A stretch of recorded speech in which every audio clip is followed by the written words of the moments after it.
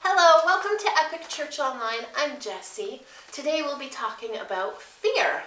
We live in a world that's surrounded by fear. There are fears of spiders and fears of heights and fears of being different in opinions.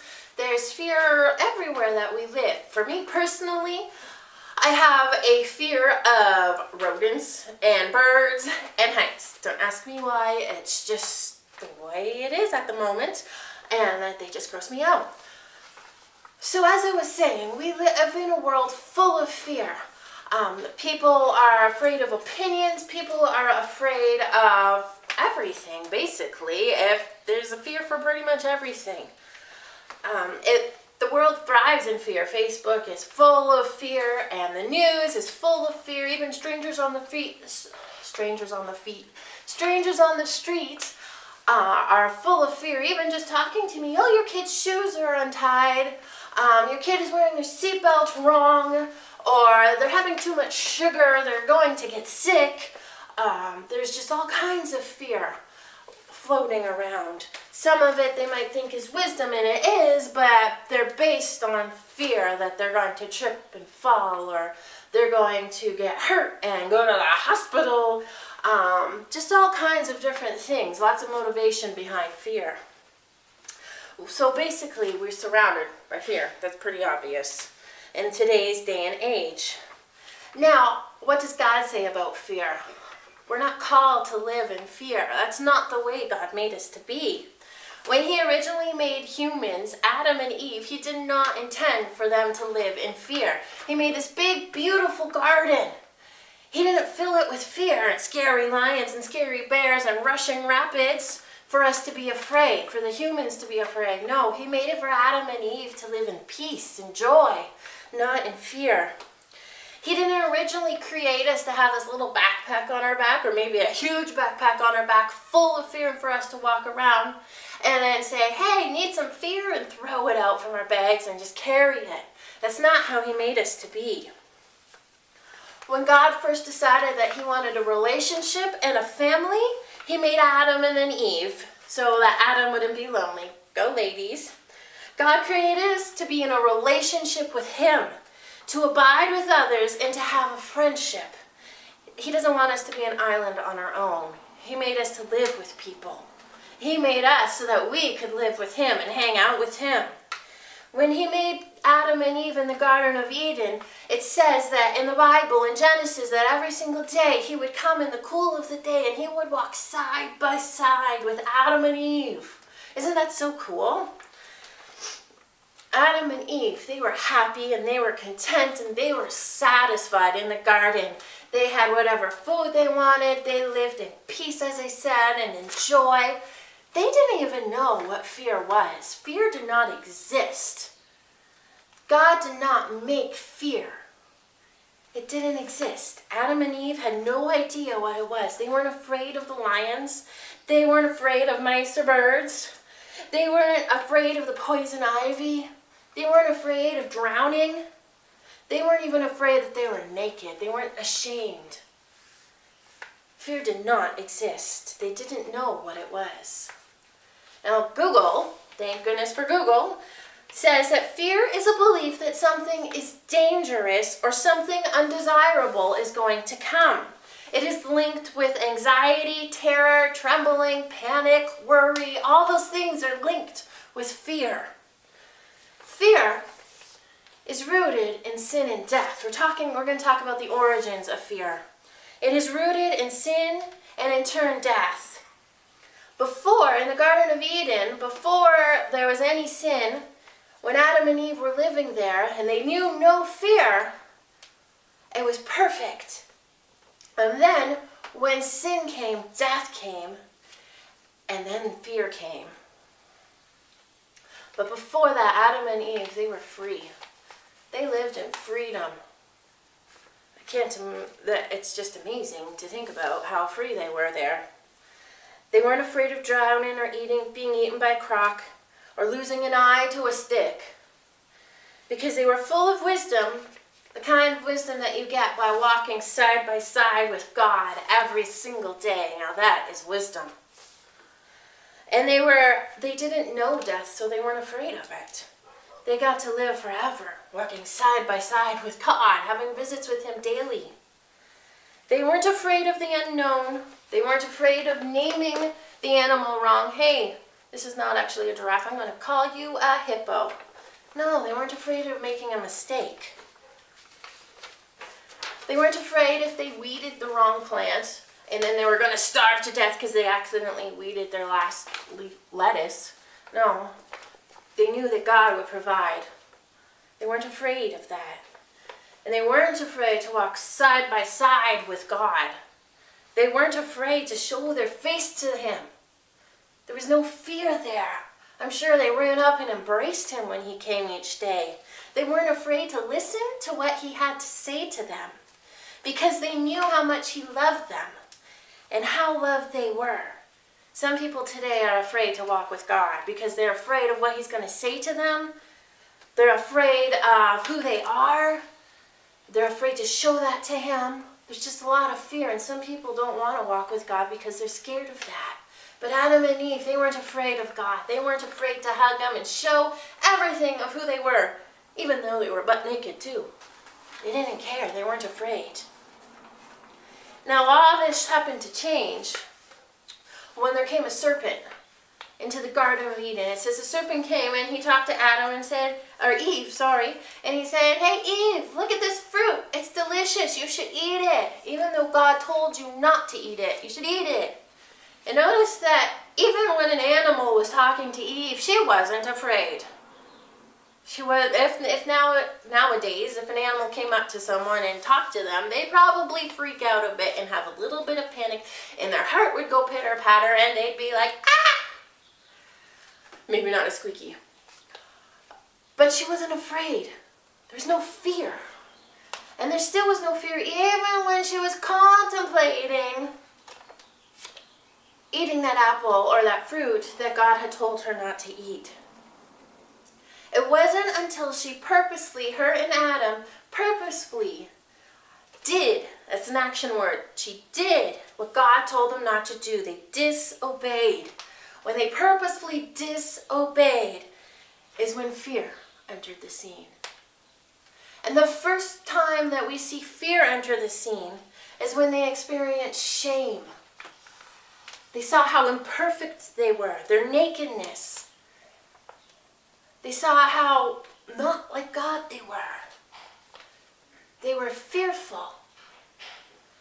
And so that's the first time that fear came in, was after they purposely disobeyed. As soon as they sinned, they were separated from God. Death means separation from God. And as soon as there was death, there was fear. And it came. Wikipedia, woohoo, describes shame as a painful social emotion. Adam and Eve now felt pain. Before they didn't feel pain. They might have, I cannot guarantee they didn't feel pain, but they weren't afraid of pain. Now they know what pain is. When we feel pain, we feel fear. Pain comes from danger. They're in danger now of God seeing their imperfections. They're in danger of being corrected. They're in danger of consequences. They're now afraid. And they're no longer allowed to commune side by side. Because God and sin cannot be on the same place. Let me say that again. God and sin cannot be in the same place. The holy, almighty God, full of glory, God's glory cannot be with sin. And so now God cannot come to earth where there was sin. Because they messed up and they chose to disobey. It was a choice. Now that God is no longer here and they couldn't walk side by side with him, they were separated. And now they faced death.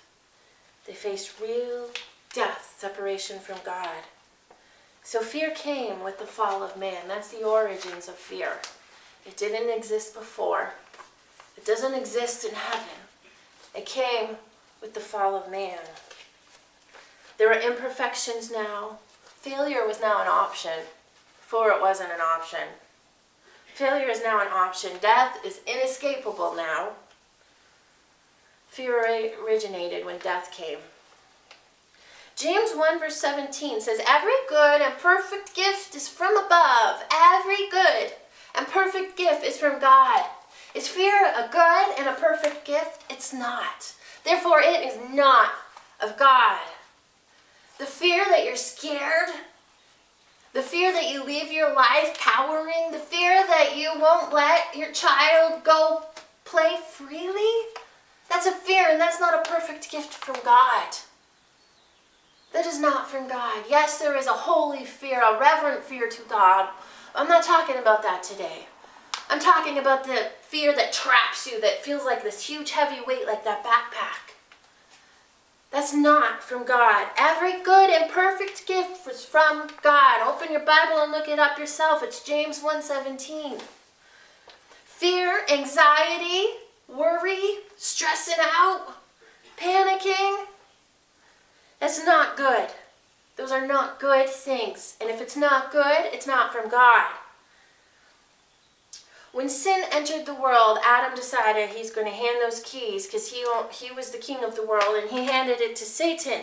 And now Satan is reigning until Jesus comes back. He has decided to. Until Jesus does come back. Satan, he's got free reign in the world, and he's kind of like a twister. He twists things. He takes wisdom that is from God, like the kind of wisdom that Adam and Eve had by walking with God every day and learning from him. He takes that wisdom that is from God, because wisdom is a good and perfect gift, so that's from God. He takes that wisdom and he twists it, because Satan can't create. He's not a creating being, but he can twist. And he takes that wisdom and twists it into fear. He takes the wisdom of, for example, my kids play outside freely, and I've taught them the rules. You cannot pass the sidewalk and go on the grass that's close to the road.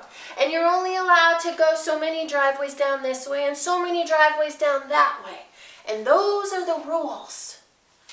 And he takes that wisdom and he twists it so that some parents, even me at times, go out and sit there and stare at them even though I've told them the rules.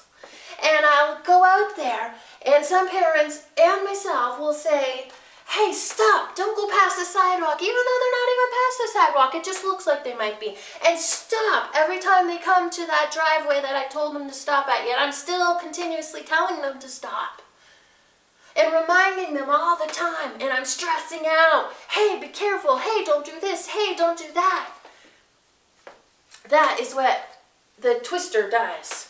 He twists the wisdom of teaching your children into fear.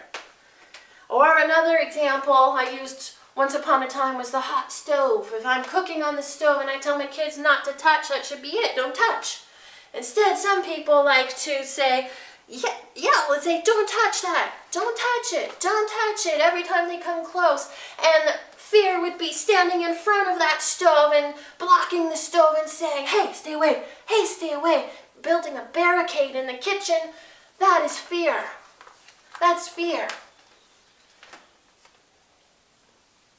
Satan takes the wisdom and twists it. One more example would be very smart and knowledgeable engineers that have made roller coasters and tested them and built them and tested them over and over and over again.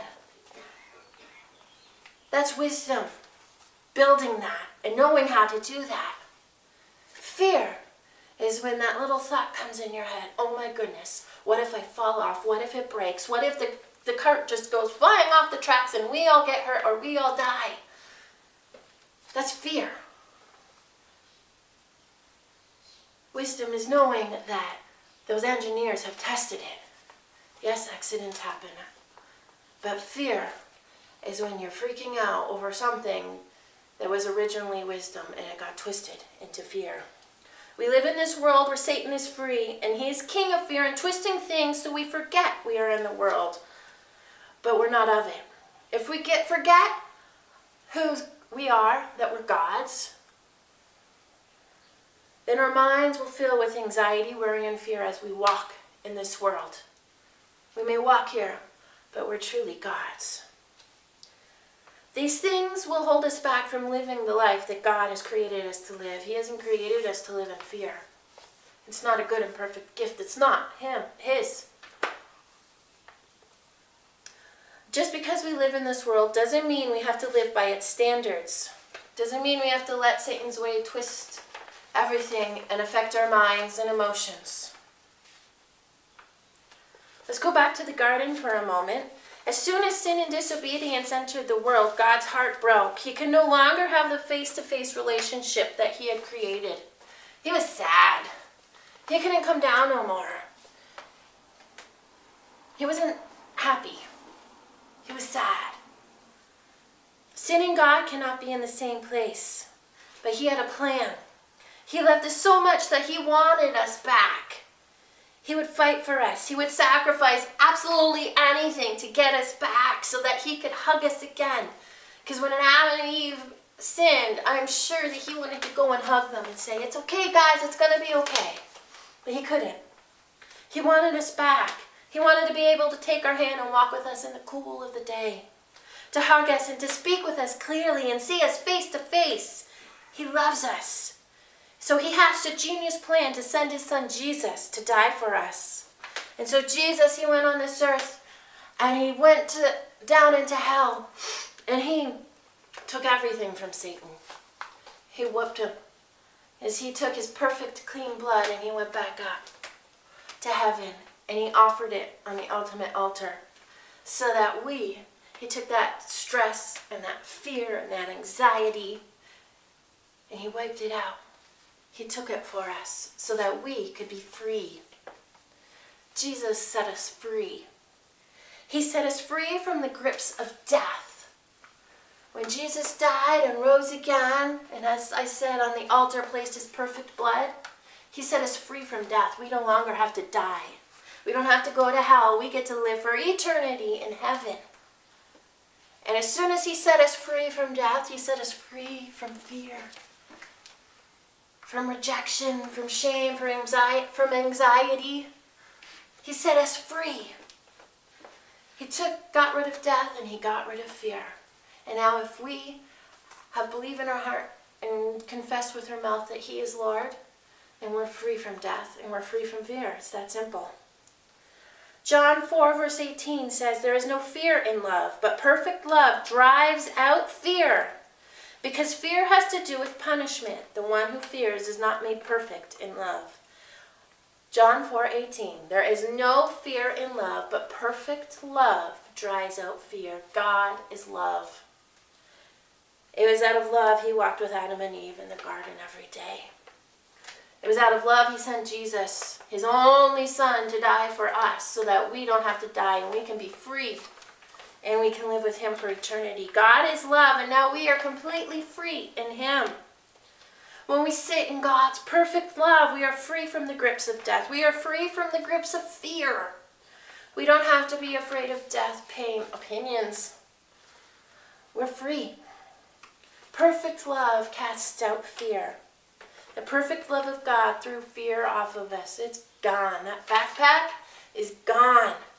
We don't need to walk around passing fear to everyone. We can walk around passing freedom. We're free. God isn't going to force you to get rid of that backpack. He doesn't force us to do anything. Just like He didn't force Adam and Eve to not eat that fruit. It was a choice. And we have a choice to get rid of that fear. It's our choice. He's taking it. He's willing.